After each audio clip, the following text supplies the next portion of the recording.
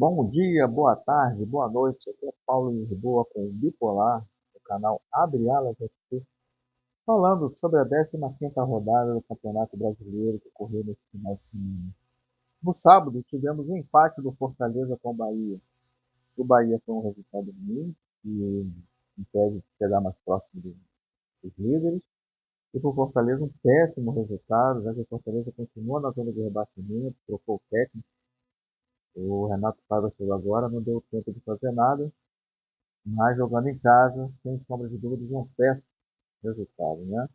O Vasco, em casa, empatou com o Grêmio, ali os dois disputando para ver quem está em pior situação. O Vasco cada vez mais próximo da zona de rebaixamento. E no meu entendimento, a hora que ele entrar na zona de rebaixamento, ele não sai mais. Ele não tem de onde tirar.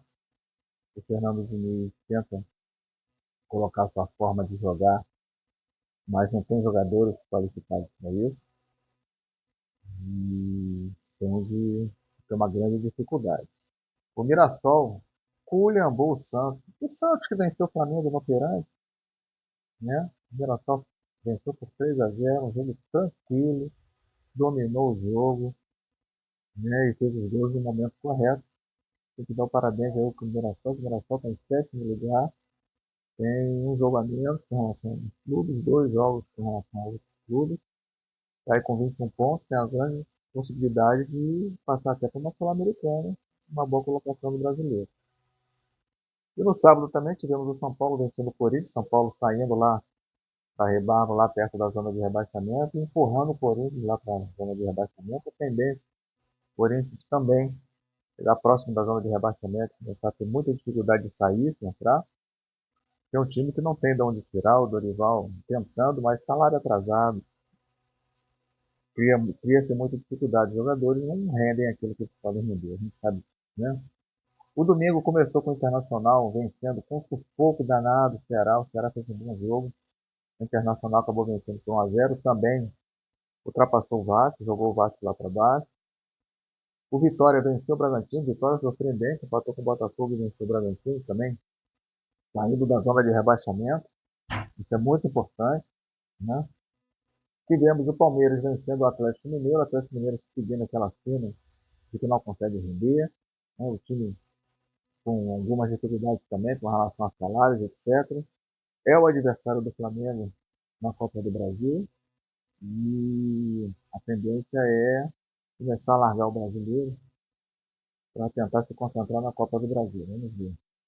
O Botafogo venceu o Sport no Fingir das Almas, jogou lá no finalzinho do Cuiabano, estava em séria dificuldade para conseguir vencer o Sport. E encerramos com o Fla-Flu. O Flamengo venceu de 1-0 com o gol do Pedro, gol do Walter Pedro, né?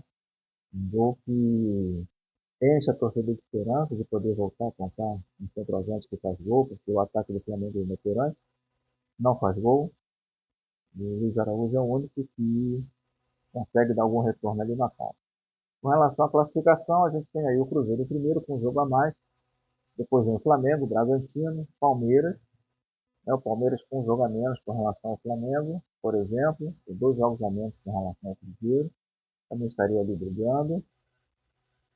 O Botafogo também já está em quinto lugar, o Bahia, que manteve ali, já Federação, o Fluminense caiu uma posição, o Atlético Mineiro caiu posição, e depois vem alguns clubes intermediários e na zona de rebaixamento o Santos. O Santos fraquinho, horroroso, que venceu o Flamengo de uma forma muito tranquila, o Flamengo inoperante aquele jogo. O Juventude e Fortaleza de forma surpreendente, o Sport já está virtualmente rebaixado, já que só tem 3 pontos, teria que fazer um milagre gigantesco para conseguir se recuperar.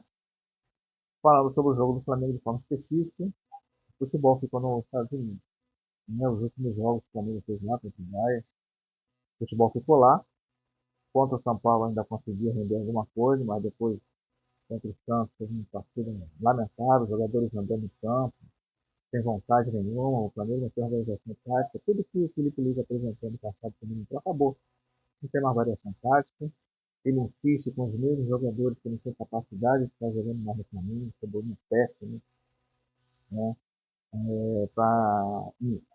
Colocou o lateral improvisado, o Léo Pereira não estava bem, O Varela também não está bem, não conseguiu dar profundidade, o time não tinha nenhuma jogada pelas laterais, o time não tinha. O Arrascaeta é nada, nada. Gente, o Arrascaeta, depois que ele foi engolido pela zaga do Bayern, acabou o futebol dele. O Arrascaeta não consegue pensar, ele não consegue tocar uma bola, não consegue dominar. E vai dizer depois que o empresário está tentando renovação, ele não consegue, só pegou o Pedro, certamente. Mas que atitude que lastimável, né? E o Felipe Luiz, à beira do campo, não faz nada. Ele acha que o time está muito bem, ele faz elogios, altos elogios ao time, faz altos elogios aos adversários. E, na verdade, ele não consegue apresentar novos padrões de jogo, ele não tem opções de são sempre as mesmas. Ontem acabou sendo obrigado a colocar o Pedro e tomou na cara. O Pedro entrou e fez o gol. Ah, grande partida do Pedro? Não, 11 dias. Mas fez o que os atacantes do Flamengo não conseguem fazer. Ontem deu oportunidade ao Matheus Gonçalves, eu acho que entrou bem. Mas o Matheus Gonçalves com o Felipe Luiz tem um problema muito sério. O Felipe Luiz impede ele de fazer as jogadas que tem que fazer, porque o Felipe Luiz o importante é marcar. O atacante não tem que fazer gol. O atacante não tem que buscar jogadas de linha de fundo, jogadas individuais. Para isso, não. O atacante não serve para o Felipe Luiz. O Felipe Luiz só serve se o atacante souber marcar os gols. Isso que é fundamental para ele.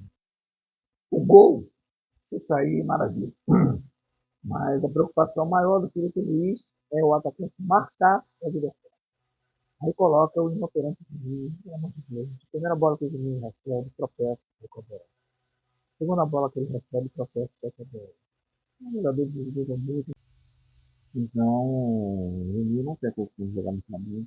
Momento, é profissional, a gente acha que tem dá oportunidade, mas foi mal contratado. E o rendimento dele é muito ruim. O rendimento não é ruim. O rendimento dele é isso mesmo. Ele é ruim. Ele é ruim. Não tem, né?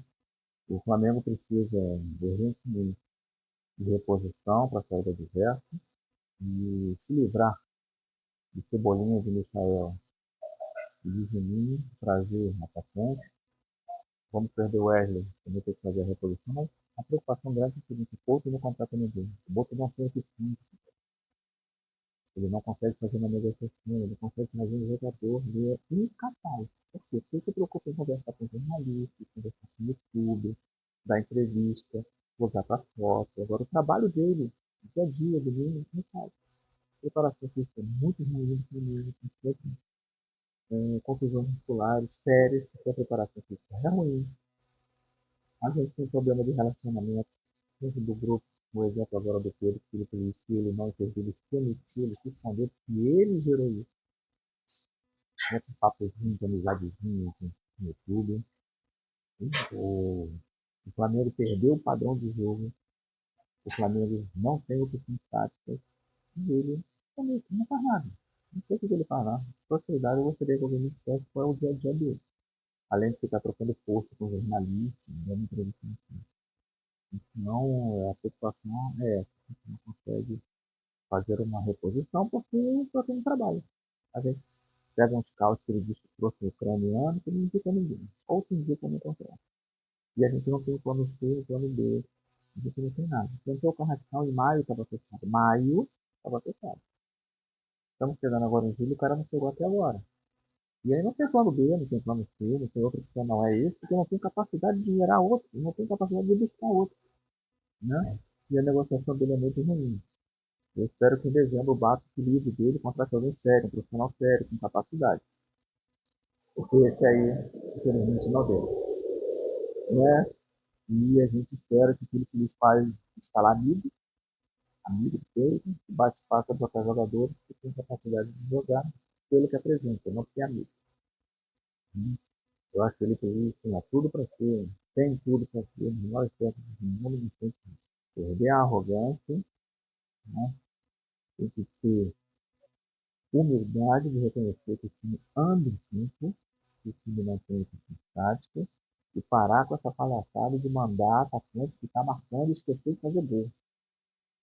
Atacante é para fazer gol. Atacante não é para marcar zagueiro. Parar com essa palhaçada. Né? Terminando por aqui. Uma boa semana para todos. Paulo Lisboa, Bipolar, o canal Abre Alas aqui. O esporte é nosso irmão, o chat é a nossa nação. Fui.